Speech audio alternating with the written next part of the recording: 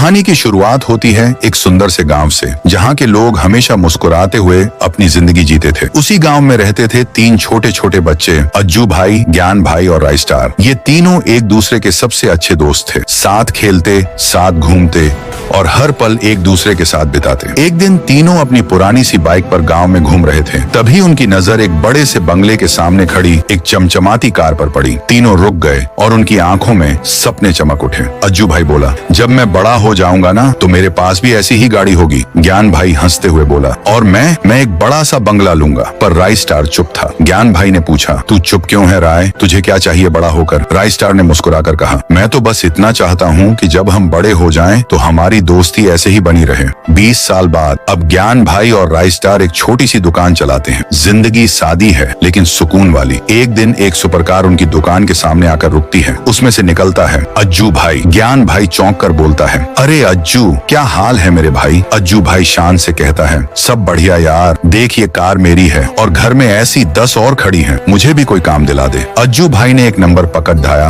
और बोला, रात में कॉल करना। राय स्टार कुछ नहीं बोला। जब अज्जू चला गया तो ज्ञान भाई गुस्से में बोला, मैं कल से इस दुकान पर नहीं आऊंगा, इससे हम कभी अमीर नहीं बनेंगे। राय स्टार शांत होकर बोला, तेरी मर्जी भाई, लेकिन याद रख, शॉर्टकट का नतीजा हमेशा महंगा पड़ता है। 2 हफ्ते बाद राय स्टार देखता है कि अज्जू भाई और ज्ञान भाई एक लैम्बोर्गिनी में उसकी दुकान के सामने से गुजरते हैं, पर उसे नजरअंदाज कर देते हैं। फिर भी राय स्टार मुस्कुराता है। चलो, ज्ञान का सपना तो पूरा हुआ। एक दिन राय स्टार किसी काम से बैंक जाता है। वहाँ पहुँचता है तो देखता है चारों तरफ लाशें पड़ी हैं। वह चुपके से अंदर जाता है और देखता है अज्जू भाई और ज्ञान भाई बैंक लूट रहे होते हैं। राय स्टार दौड़ता हुआ उनके पास पहुँचता है। ये तुम क्या कर रहे हो? ज्ञान भाई गुस्से में चिल्लाता है, तू बीच से हट जा रहा है वरना तुझे भी मारना पड़ेगा। राय स्टार मना करता है और तभी अज्जू और ज्ञान दोनों उस पर गोली चला देते हैं। राय स्टार बेहोश हो जाता है। जब उसे होश आता है, डॉक्टर कहते हैं, किस्मत अच्छी थी, गोली दिल को नहीं लगी। थोड़ी देर बाद अज्जू भाई भागता हुआ आता है। राय भाई, वाइट 444 के गुंडों ने ज्ञान को पकड़ लिया है।